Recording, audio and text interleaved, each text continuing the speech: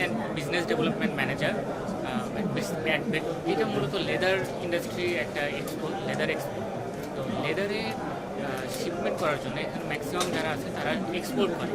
এক্সপোর্টের সময় যেই সমস্যাটা হয়, লং টাইম ধরে শিপে থাকে বা শিপমেন্ট হয় প্রায় 60 থেকে 90 দিন।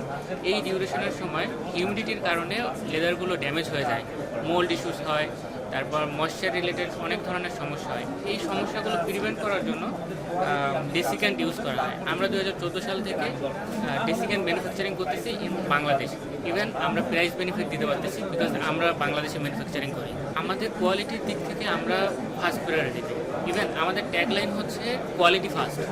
আমরা বাংলাদেশে আমাদের সেরকম কোনো প্রবলেম আমরা ফেস করি না, তবে আমরা বাংলাদেশে বসে আরও ভালোভাবে আমাদের এই কার্যক্রমগুলো আরও পরিচালনা করতেছি। ইভেন আমরা ডিরেক্ট ডেসিক্যান্ট ফরেনে আমরা এক্সপোর্ট করি, লাইক ইন্ডিয়া, মায়ানমার, ইভেন আমরা কোরিয়াতেও আমাদের ডেসিক্যান্টগুলো এক্সপোর্ট করি, যেটা ইউজুয়ালি আরও 5 থেকে 10 বছর আগে চায়না থেকে আমাদের ইম্পোর্ট করে এনে তারপরে আমাদের লেদারের সাথে ইউজ করা লাগতো।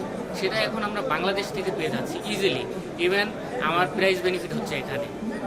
ইভেন আমরা ISO 14000 অন সার্টিফাইড, আমাদের পরিবেশের দিকে গুরুত্ব দিয়ে, আর আমরা AFSC সার্টিফাইড। আমরা পরিবেশের দিকে সর্বোচ্চ গুরুত্ব দিয়ে ইকো ফ্রেন্ডলিভাবে আমাদের এইগুলো প্রডিউস করতেছি। ইভেন যাতে এটা কাস্টমারের জন্য কোনো হ্যাসেল না হয়, DMF ফ্রি, সেজন্য আমাদের DMF ফ্রি সার্টিফিকেশন আছে, যাতে এটাতে অ্যালার্জি বা রাশ জাতীয় কোনো ধরনের কোনো সমস্যা যেন না থাকে। বিজনেস রিলেটেড যে সমস্যাগুলো আছে এটাকে ওভারকাম করাটা আমাদের এই দায়িত্ব। আমরা যেহেতু সমস্যাটা আমাদের বাংলাদেশ থেকে হচ্ছে, আমাদের দেশ থেকে হচ্ছে, সেহেতু আমরা নাগরিক হিসাবে, আমরা এখানকার নাগরিক হিসাবে আমাদেরকে এই সমস্যাগুলো ফাইন্ড আউট করতে হবে, আমাদেরকে এটা নিয়ে কাজ করতে হবে।